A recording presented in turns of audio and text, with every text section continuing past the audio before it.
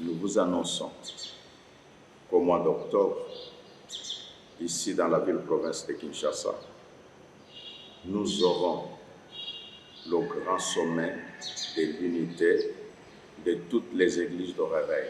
Les hommes de Dieu viendront de partout, de l'Europe, des États-Unis, de toutes nos 26 provinces, de toutes les plateformes du monde de réveil.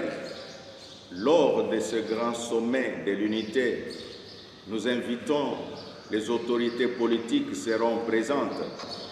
Nous ferons des déclarations. Nous adressons des messages à la communauté internationale.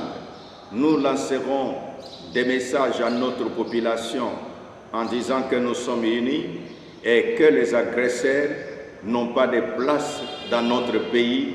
Les prières seront encore dites. Et ce jour-là, nous allons présenter à la nation congolaise et au monde entier une église unie, avec les leaders unis.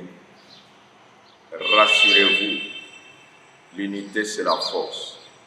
Une église unie, c'est la bénédiction pour la nation. Une église unie, c'est le progrès de l'évangile. Une église unie, c'est aussi le réveil véritable. Leaders chrétiens de partout où vous nous suivez, apprêtez-vous à ce grand rendez-vous que nous disons, célébrons l'unité. Les sommets de l'unité, sous le thème « L'unité, signe de maturité ».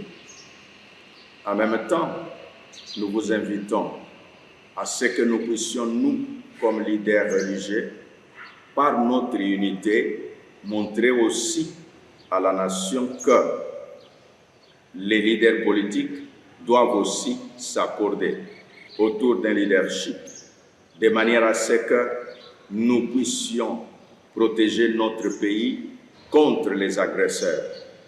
Une église unie, c'est aussi la force de notre nation. Cet appel est lancé à tous les leaders, à tous les pasteurs et aux hommes politiques, à tous ceux qui pensent que l'unité fait la force. Comme nous aimons dire, là où nous sommes arrivés, regardons dans la même direction.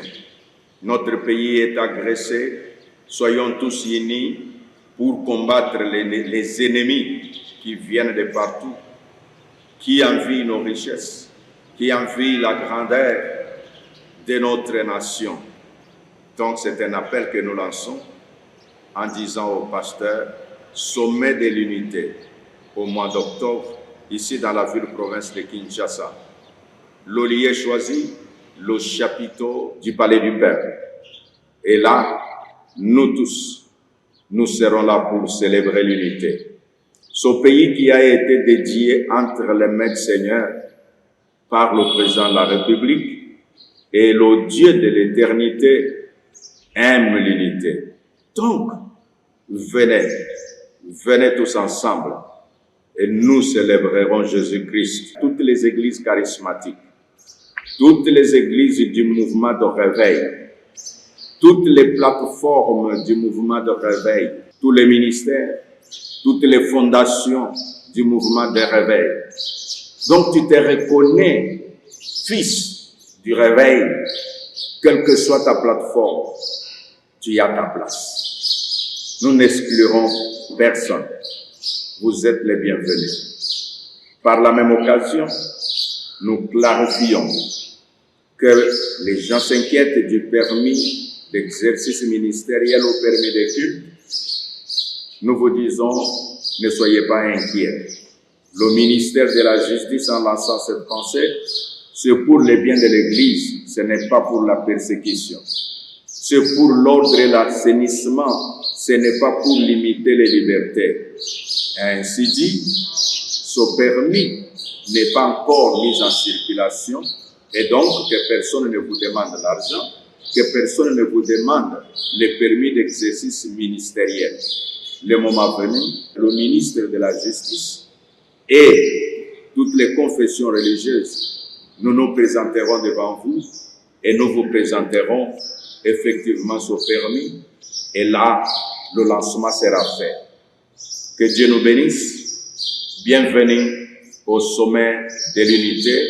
Cette communication est l'annonce officielle. En ma qualité du représentant légal et archevêque président de l'église de Réveil, je vous l'annonce officiellement qu'au mois d'octobre, nous avons le sommet de l'unité et que tout le monde est invité. Prenez cette date le 12 octobre, ici dans la ville-province de Kinshasa, au chapiteau du Palais du Père. Que Dieu vous bénisse.